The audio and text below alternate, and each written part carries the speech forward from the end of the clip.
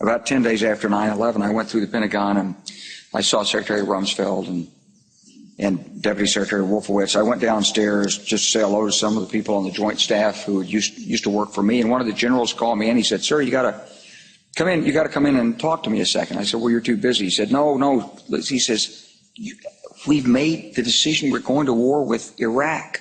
This was on or about the 20th of September. I said, "We're going to war with Iraq. Why?" He said, "I don't know." He said, "I guess they don't know what else to do." So I said, "Well, did they find some information connecting Saddam to Al-Qaeda?" He said, No. He says, "There's nothing new that way. They've just made the decision to go to war with Iraq." He said, "I guess it's like we don't know what to do about terrorists, but we've got a good military and we can take down governments." And he said, "I guess it's like we don't know what to do about terrorists, but we've got a good military and we can take down governments." And he said, "I guess if the only tool you have is a hammer, every problem has to look like a nail." He said, "I guess it's like we don't know what to do about terrorists, but we've got a good military and we can take down governments." And he said, "I guess if the only tool you have is a hammer, every problem has to look like a nail." So I came back to see him a few weeks later, and by that time we were bombing in Afghanistan. I said, "Are we still going to war with Iraq?" And he said, "Oh, it's worse than that." He said, he reached over on his desk, he picked up a piece of paper, and he said, I just got this down from upstairs, meaning the Secretary of Defense's office today, and he said, "I guess it's like we don't know what to do about terrorists, but we've got a good military and we can take down governments." And he said, "I guess if the only tool you have is a hammer, every problem has to look like a nail." It's a memo that describes how we're going to take out 7 countries in 5 years, starting with Iraq and then Syria, Lebanon, Libya, Somalia, Sudan, and finishing off Iran. The truth is about the Middle East is, had there been no oil there, it would be like Africa. Nobody is threatening to intervene in Africa. The problem is the opposite. We keep asking for people to intervene and stop it. And there's no question that the presence of petroleum throughout the region has sparked great power involvement. Whether that was the specific motivation for the coup or not, I can't tell you, but there's always been this attitude that somehow we could intervene and use force in the region. For what purpose does the gentleman from Texas rise? It's unanimous consent that I take my 5 minutes at this time. Without objection, the gentleman is recognized for 5 minutes. I thank you, Mr. Speaker. Today, the motion to instruct on the comprehensive Iranian sanction bill was passed overwhelmingly. 400 to 11. 11 individuals said that this was not a good idea. I was one of those 11. I'd like to explain why I think the sanction bills against the Iranians is very, very dangerous and not well thought out. Sanctions are very serious. Sanctions are literally an act of war. When you prevent certain goods and services going into a country, it's like a blockade. There's no advantage to us to do this. The sanction bill literally says that any country that trades or sends oil into Iran, we will no longer trade with them. So if Russia sends in oil or gasoline or refined products, or China does, we are theoretically under this bill not to trade with them. We've got a good military and we can take down governments. And he said, "I guess if the only tool you have is a hammer, every problem has to look like a nail." Can you think of anything more chaotic than having a trade war with China at this particular time? So often, well-intentioned foreign policy procedures backfire, they have unintended consequences, and there's too often blowback. Today, unbelievably, we are engaged in so many places in the world, and we can't afford it. Our foreign policy costs us $1 trillion a year to operate. We're in 135 countries. We have over 700 bases throughout the world. We've got a good military and we can take down governments. And he said, "I guess if the only tool you have is a hammer, every problem has to look like a nail." We are engaged in military confrontation in Iraq, Afghanistan, and Pakistan. We're bombing in Yemen, and as well as having surrogates fighting in Somalia. We're flat out broke. The policy is driving our enemies into the hands of the Chinese, and here we are looking for another war. It makes no sense whatsoever.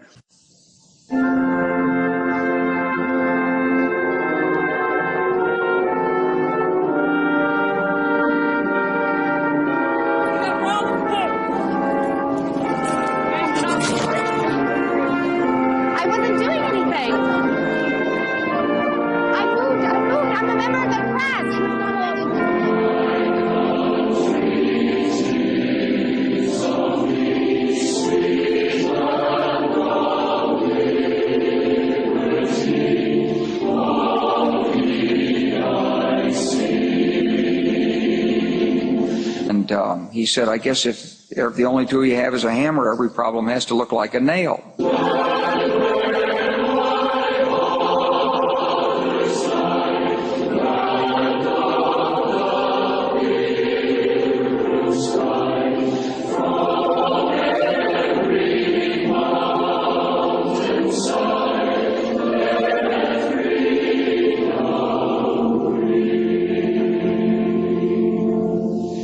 The conversation today was nothing more than war propaganda on why we have to get ready to bomb the Iranians. There is no proof, according to our CIA, that they're actually working on a nuclear weapon. Now, I'm sure they would like to. Why not? Everybody around them have it, so it would be logical that if they're surrounded and threatened and intimidated with all their people around them, why wouldn't they want one? Well, of course they do. But others have it. They have never been found in violation of the non-proliferation treaty. Never. And yet, Pakistan, India, and Israel, they don't even belong. And they're our friends, and we give them money. Pakistan, they get support from us. They have nuclear weapons, and they have been known to send nuclear technology to North Korea. So the whole process makes so little sense. The language today was used that, well, we have to go in because of the weapons of mass destruction. They're going to have missiles and they're going to attack us. It's identical to the propaganda promoting in 2002 and 2001 before we attacked Iraq.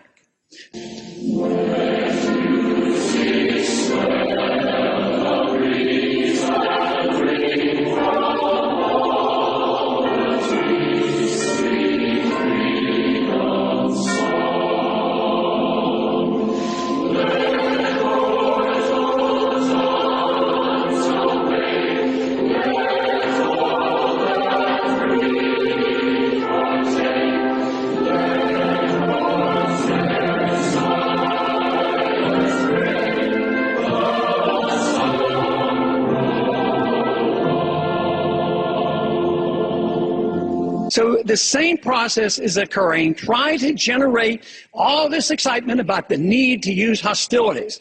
Now, a lot of individuals vote for sanctions that are basically anti-war, and they don't like the military option, and they think this is an alternative. I think that is deeply flawed thinking, because sanctions lead to hostilities.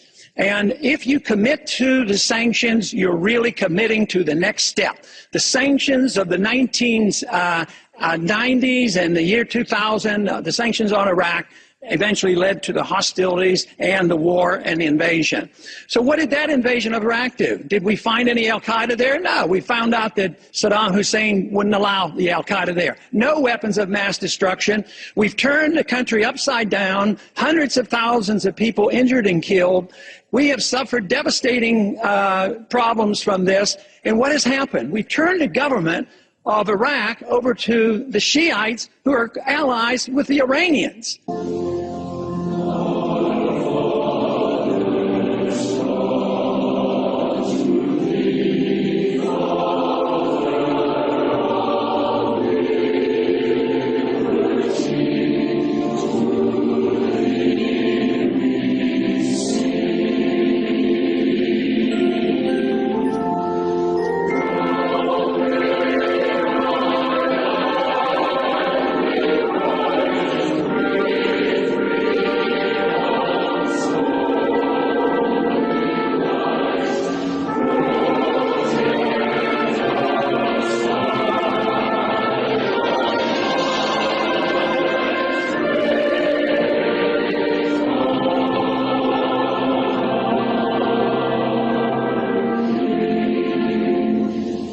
think that it is, I'm very disappointed in President Obama for thinking that the platitudes are going to address the terrorism issue.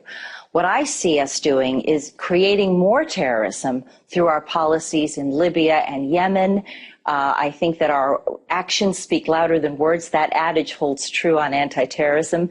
We are firing up Islamic fundamentalists, and we are not, our actions are not proactive. They are not problem solving. We're actually making the situation much worse. Do you think that that's going to continue? Because as we hear Obama give plans for some troops to pull out of Afghanistan, we hear lawmakers call for resources to other areas, such as Yemen and Pakistan and other countries. So do you think that we just see this war take on a different face in a different country? Yes, and I'm especially disturbed about Libya. Mm-hmm.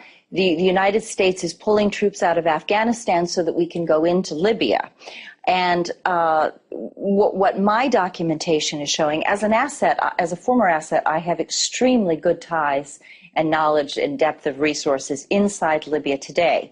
What I'm finding is the video documentation that NATO rebels are actually the same al-Qaeda fighters that we've been dealing with in Iraq and Afghanistan, who've now come home to Libya. And that's what I want to hear about, because we just heard Obama today say that Gaddafi essentially is a terrorist, and the U.S. is abiding by the UN mandate to fight that. So what do you see as the reality, and what evidence do you have that it is al-Qaeda that is, amongst these rebels? Well, first of all, I was directly involved in the 1990s operation to get terrorists out of Libya.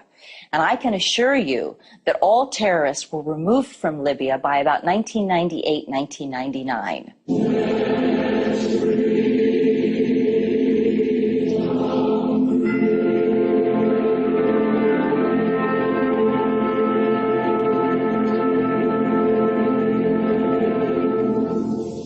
So that whole policy has actually backfired. So now what we're doing to the Iranians is driving them into the pockets of the Chinese. The Chinese are pretty good capitalists these days. They work hard, they produce, they sell us goods and services, we pay them, they save their money, and they're starting to invest. So they're investing around the world in natural resources. And what are we doing? All we're doing is trying to take over the world with natural resources so we have control of oil. That is absolutely foolishness. This is a mercantilistic idea. It's ancient, and it takes you back to almost colonial times. So this, I think, shows that our policies are deeply flawed. I sure would have wished this vote would have come out differently, and I warn, this was a very dangerous vote. Since then, Gaddafi, by the way, was the first government to inform Interpol about Osama bin Laden. Gaddafi is hated by Islamist fundamentalists because he is a socialist Muslim, and he has a very different agenda that is not Sharia.